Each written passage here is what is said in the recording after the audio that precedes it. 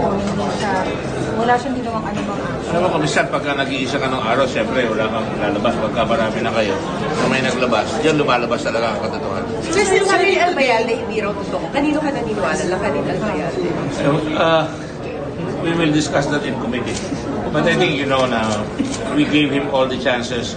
But also, the evidence seems to indicate na hindi masyadong naipaliwanag maigi. Unang-una, shall I explicitate?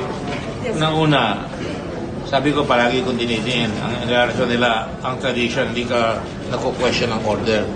He should have questioned the order.